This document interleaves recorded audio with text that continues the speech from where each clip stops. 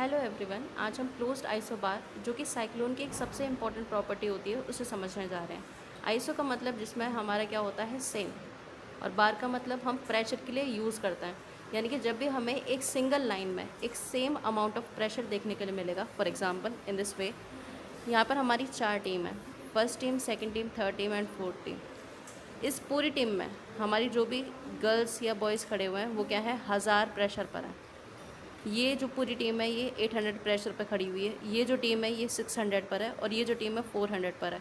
तो इस single line को हम क्या कहेंगे, आइसोबार कहते हैं। अब हम बढ़ते हैं आगे। जब ये आइसोबार क्लोज होते हैं, यानी कि अगर ये फर्स्ट टीम सेकंड टीम के और ज़्यादा करीब लेकर आ जाऊँ मैं, तो ये क्या करेगा, एक साइक्लोन को और ज़्यादा स्पीडी बनाएगा। ठीक है, स्पीडी इन सेंस आप समझ रहे होंगे कि अगर ये दूर मैं कर दूँ इन दोनों टीमों को, तो उसकी जो स्पीड है वो क्या हो जाएगी, कम हो जाएगी।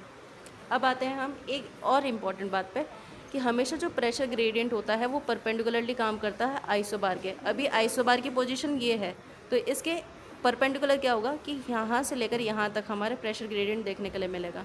एक और इम्पॉर्टेंट बात कि इन दोनों प्रेशर ग्रेडियंट के बीच में, इन दोनों आइसोबार के बीच में जितना ज़्यादा क्लोजनेस होगी उतनी ज़्यादा विंड की स्पीड बढ़ जाती है, और विंड की स्पीड बढ़ने से, जैसा कि हम अब तक समझते आ रहे हैं, कि कोरिलेस फोर्स का अमाउंट बढ़ेगा, और कोरिलेस फोर्स वो बला है जो कि साइक्लोन को क्रिएट करता है।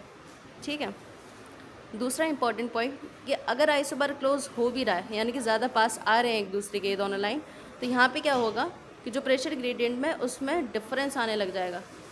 समझ में आ रही है? और डिफरेंस से क्या होता है कि विंड की स्पीड बढ़ेगी, विंड की स्पीड बढ़ेगी तो हमारा कोरिलेस फोर्स बढ़ेगा, वही सेम बात है। ठीक है, अब एक आखिरी बात, साइक्लोन जो इंडिया में पाया जाता है वो ट्रॉपिकल साइक्लोन है, इतना हम कल समझ लिए थे।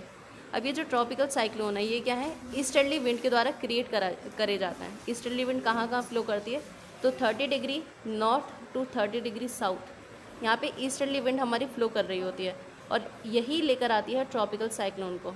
ठीक है, और ये किस इलाके को हिट करेगी, तो ये ईस्ट साइड को हमेशा हिट करती है। कॉन्टिनेंट साइड से अगर मैं देखूँ,